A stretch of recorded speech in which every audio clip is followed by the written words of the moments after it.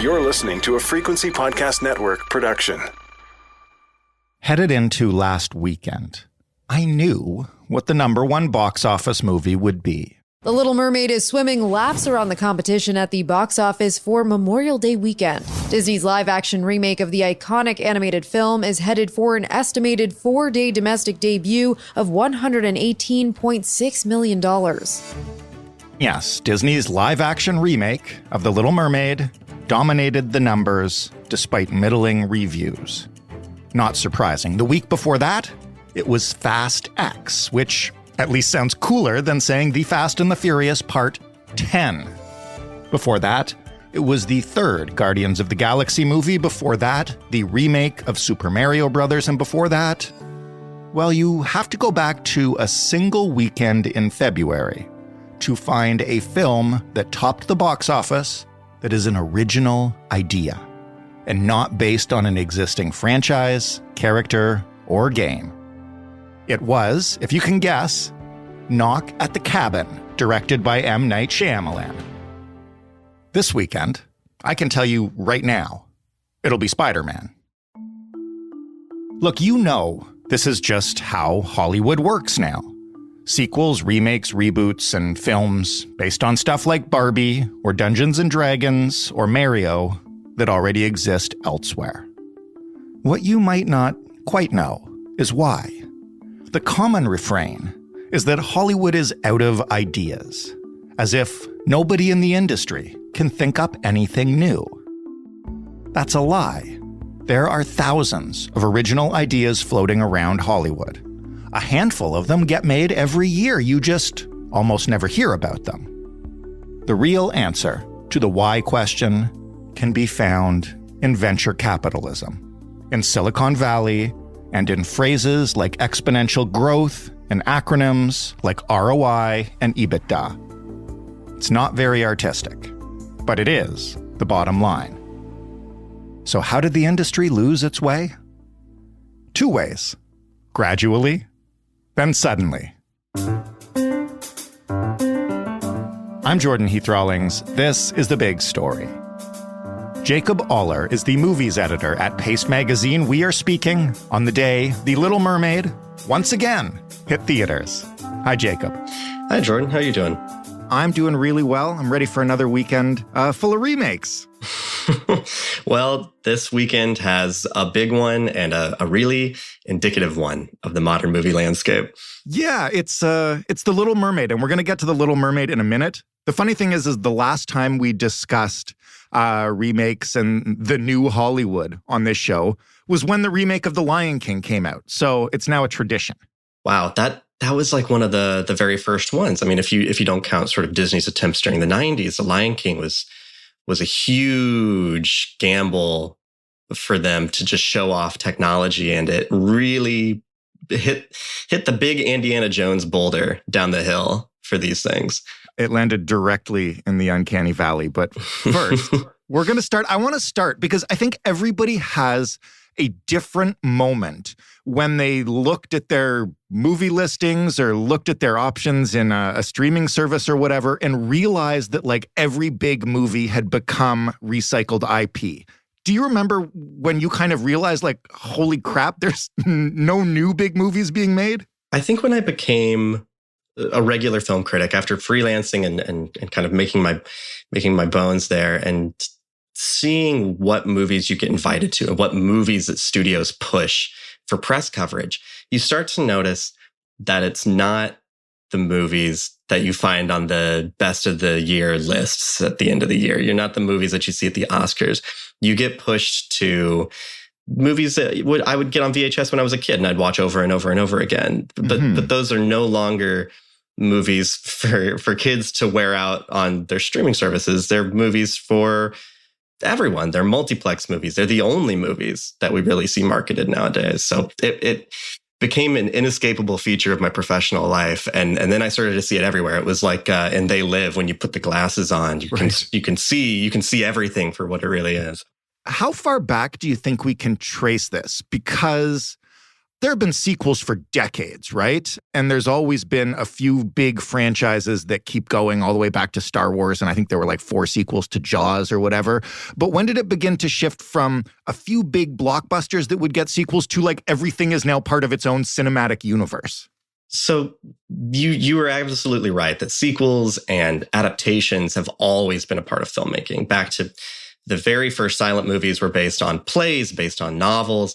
You get to Universal Monsters. That became sort of one of the first, like, quote unquote franchises. They started seeing a lot of success with these low budget horror adaptations. And they started making sequels to that, Bride of Frankenstein, Son of Frankenstein, you know, those started to be little hits, low budget, schlocky things. But then that kind of grows over time and starts replacing movies and starts becoming the only thing. So around, I would say back into the very late 90s. So after Jaws established the summer blockbuster for what it is, still into the 80s and 90s, you're having political thrillers, you're having adult-oriented original ideas, or maybe not that original, but at least they're not based on like, you know, cereal box mascots.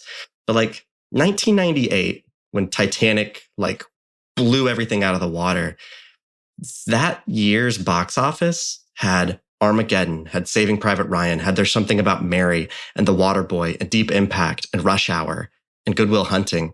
Those were all in the top 10. All originals. All originals, all grossed over $100 million just in the US. Calculating for inflation, those are huge movies. And a lot of them sort of influenced, maybe not sequels, but, you know, The Waterboy continued Adam Sandler's career. Rush Hour had 1 million sequels. Good Will Hunting was an Oscar, you know, a huge Oscar success. And then you look at 1999 and things have a humongous shift. And what shifts is, I think, Star Wars Episode 1 comes out. The Phantom Menace comes out in 1999. And you also see the sequel to Toy Story comes out. And The Matrix comes out. And The Mummy comes out. And these start the ball rolling for these massive investments in franchises. And so it sort of grows exponentially from there. But then you get to about 2010. And then from like 2010 to present, that's all there is. Because after Iron Man set a precedent of, oh, we can really make some money out of this. We can really lay the groundwork for something huge that who knows what will happen in the future. But in the future, we may no longer be in this position of movie executives. But for the next 20 years, for whatever these stockholders care about for now, we can really make some money. So can you quantify that over the last 10 years or whatever it is? In your piece, you have some pretty stark examples if you continue to look at those top 10 grossing films of the year. Absolutely. So I went back in time to 2012 to 2022, because 2023's box office isn't quite determined yet. In that 10-year span, if you calculate all the movies in each of those years' top 10s, there are only 8 movies out of that 100 that are not based on pre-existing IP. And they are Frozen, Gravity, Inside Out, Zootopia, The Secret Life of Pets, Sing, Onward, and Tenet. 6 of them are animated movies. Yeah. Two of them are live action, except for, you know, Gravity is like kind of live action. And Tenet is Christopher Nolan after he has established himself as a household name with the Batman movies. So you have complicating factors even with the live action originals. In your essay, you call this IP obsession. Can you explain what you mean by that? Where's it come from?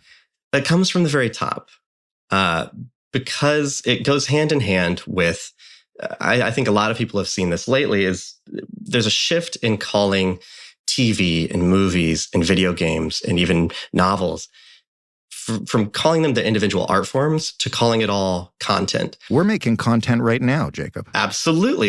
I'm a part of it. I'm a part of the problem. I create content every day. It's terrible. But that, because I went to business school, right? I didn't go undergrad film degree. I went to business school. And you see that this comes down from sort of an MBA mindset of how do we corner a market? And to corner a market, you need something that you can have a monopoly over. And to have a monopoly over, you need to own the rights to it. And to own the rights to something, especially in a creative form, you need to have intellectual property. And so if you make movies, you're not making a movie anymore, because in the executive's mind, the people who are in charge of this company, you're not just making one movie, you are creating something that could live on for decades and decades and decades and continue to produce profits, because you have now created a piece of IP that can be exploited as a podcast, as a comic book, as action figures, as Fortnite skins. All of these myriad media opportunities now exist instead of just making a single movie. When you talk about that, you also say that in this kind of world, when we're focused on, well, I shouldn't say we, but when the big studios are focused exclusively on IP, people are merely a liability. Can you explain what you mean by that and how the IP obsession has changed the production? Definitely. So when you say people are a liability, it's not even that it's specifically about movie stars going away, because movie stars are going away. It's the reason why we're still dragging Harrison Ford's very tired 80-year-old body out in front of the camera as Indiana Jones. It's the reason we're bringing back Jeff Bridges and Tron. It's all of these reminders. It's the reason the Star Wars cast is brought back out. Oh, yeah. It's the reason the Jurassic Park original trio is brought back. It's a matter of people now not being artists, but instead being shepherds of these brands. And so you are a spokesperson. You may have a hit movie at Sundance, and all that really unlocks for you isn't more opportunities to make indie movies or movies that are small and say something and have your own personal touch to it. It's why the people who made Short Term 12, which is a fantastic movie about a foster home, they were making small movies for a little bit and then got courted to make Captain Marvel. And there's nothing in between. Right. Because no one will finance anything in between. So either you're self-financing or you're really pounding the pavement and getting, scrapping together money, or you're getting bankrolled by the biggest company in the world. And that doesn't give you a lot of artistic freedom. And that doesn't give your performers a lot of artistic freedom. Yeah. That means you're wearing the directors, the writers are wearing the same costume as the actors. They are here to present you Captain Marvel and not get into the way of where this movie needs to go in the next 20 years. Put your business hat back on for me, if you would. Where does the motivation for this business model come from? And I guess my question is, I can obviously see that, you look at the box office returns and you see Iron Man and everything that came after it, and you're like, yep, print money. But isn't there also a world in which it is valuable to develop the new pieces of IP that 20 years from now could be the next Iron Man that turns into a whole cinematic universe of its own, right? Like, you don't get what we have now without the IP that came around in the 70s and 80s. And why aren't we continuing that cycle today? Well, we're not continuing that for the same reason we're not doing a lot of things that are sort of artistically fulfilling, which is that they're not immediately profitable. Yeah. Or they have the risk of not being immediately profitable. They might be. We just don't know. They'll never get the opportunity. Right. Every once in a while, you'll get something like A Quiet Place, the John Krasinski movie that came out a couple of years ago, where you couldn't talk because there were aliens that could hear you and they'd come and eat you.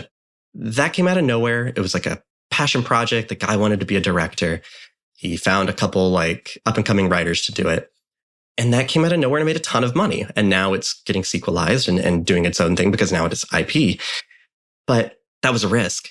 Investing in something that's already here, regardless of if it'll exist in 20 years or if in a generation, any of the kids will care about Iron Man or Spider-Man or the Skywalkers, because kids won't. Mm-hmm. They don't have anything bringing them into this world. They don't have anything original. But once you get to that point, the people who are in charge have cycled over. If they lose their jobs because one Marvel movie made a little bit less than a previous Marvel movie, they're protected. It doesn't hurt them.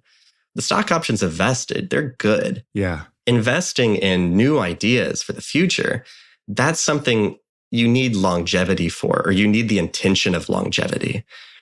If your business model is make all the money we can right now and then get out because there's no consequences for getting out or shifting to be the CEO of another new company, playing this sort of executive carousel around the major media companies, there's no incentive to do anything but seek immediate profit.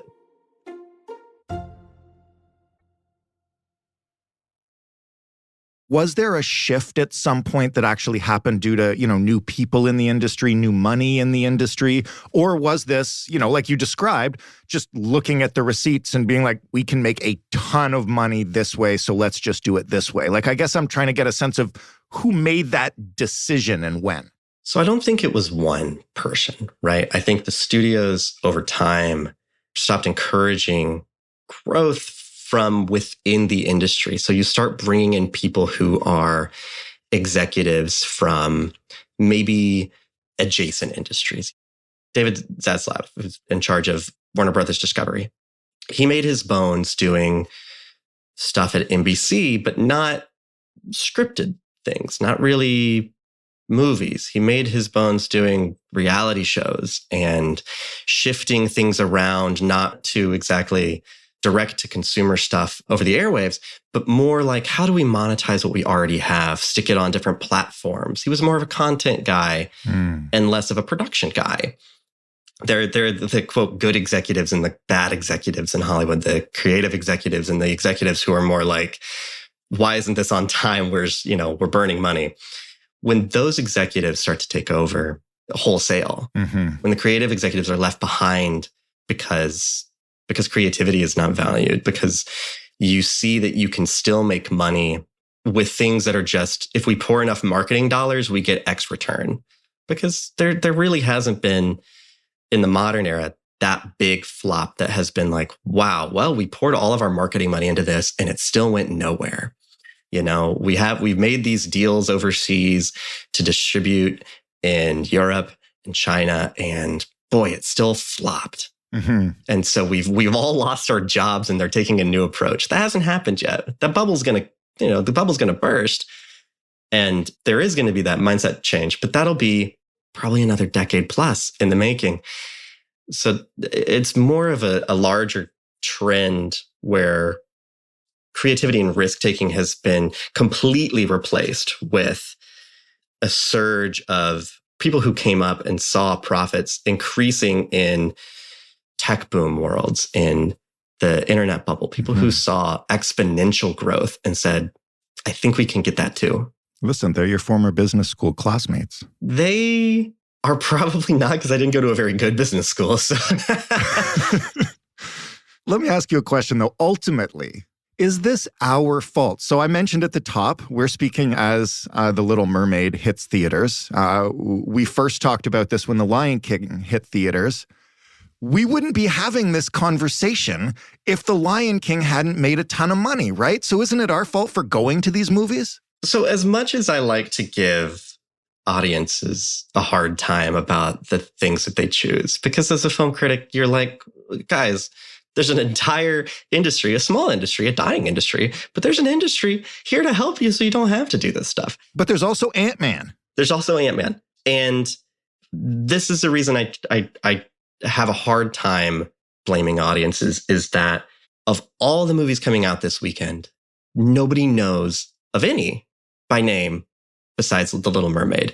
And it's because marketing has just such a stranglehold on our perception of what's coming out. We just don't know what's coming out unless we see it plastered all over our websites, plastered on our Roku home screen, plastered on every TV commercial. Okay, wait, this is an interesting experiment. Jacob, what other movies are coming out this weekend? All right, so there's a Gerard Butler movie called Kandahar that's coming out. There's a Nicole Halofcener movie coming out called You Hurt My Feelings.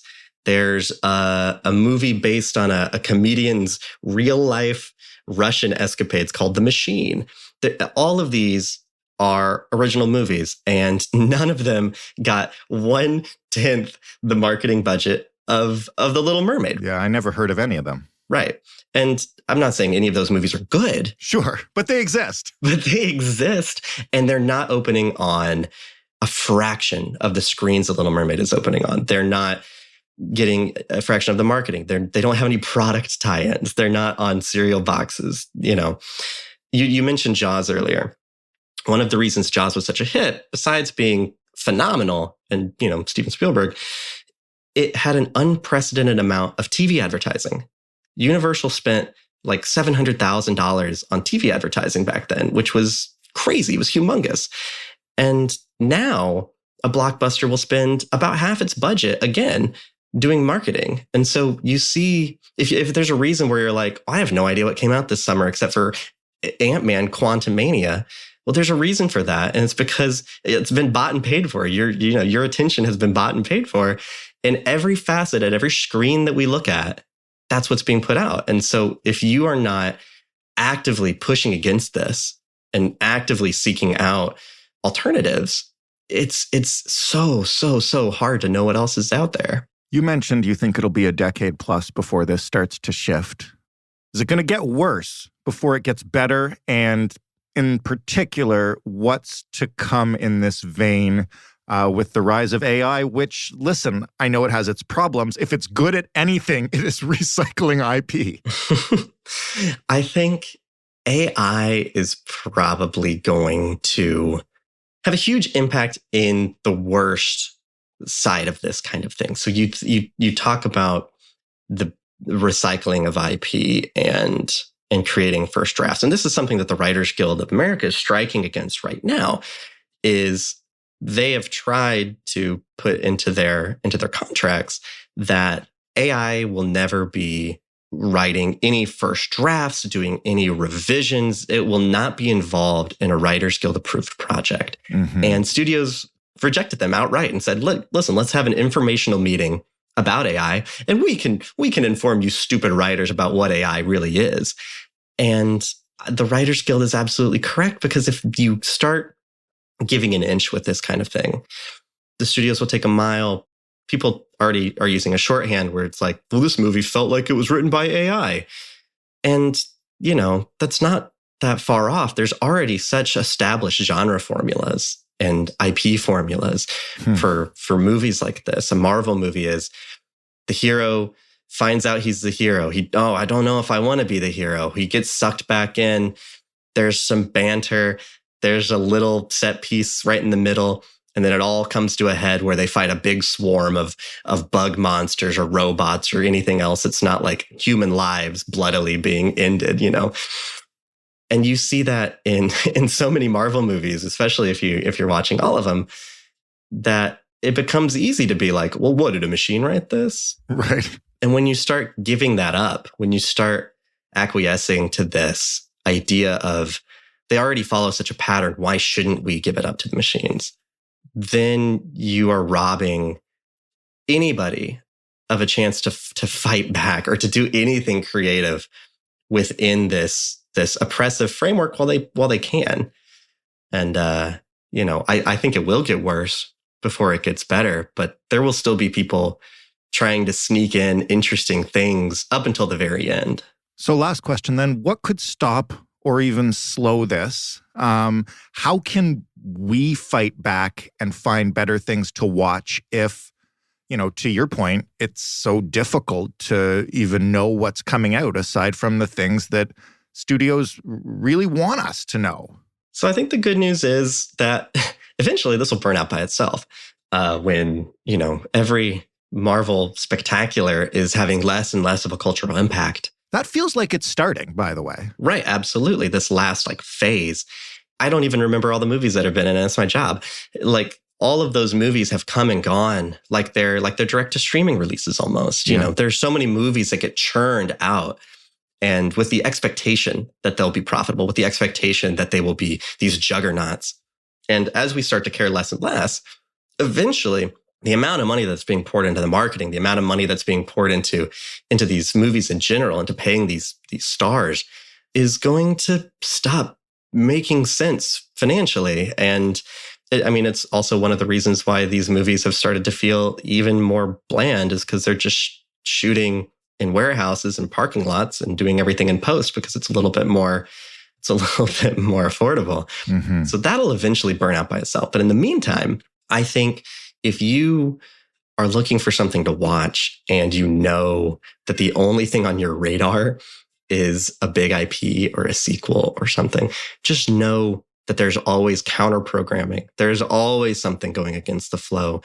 For every streaming service that is like, hi, we're Netflix, and did you know that this movie from 10 years ago is now on our service? It's number one on our service. It's terrible. I pronounce you Chuck and Larry. It's now number one on Netflix. For every streaming service like that, there is one that is highly curated by people who love these smaller movies. There's the Criterion Channel, there's Mubi, there's the Metrograph, Kino Cult. There's all of these smaller curated ways to find something that you love and not find something that'll just kill your evening. It just takes a little bit more effort. Jacob, that is a great way to end it. I hope some people check those out. And thank you so much for this convo. Yeah, thank you so much for having me. Jacob Aller, writing for Paste magazine. That was The Big Story. If you want more, head to thebigstorypodcast.ca. As I mentioned, the first time we talked about this phenomenon was when they released The Lion King. You can find that episode by searching for The Lion King. It's that easy. You can find The Big Story by heading to The Big Story FPN on Twitter. You can talk to us via email, hello@thebigstorypodcast.ca. And you can call us and leave a voicemail, 416-935-5935. Joseph Fish is the lead producer of The Big Story. Robin Simon is a Big Story producer. Mark Angley led our sound design for this week. And Samandara is our research assistant. I'm your host, Jordan Heath Rawlings. Thanks for listening. We'll talk on Monday.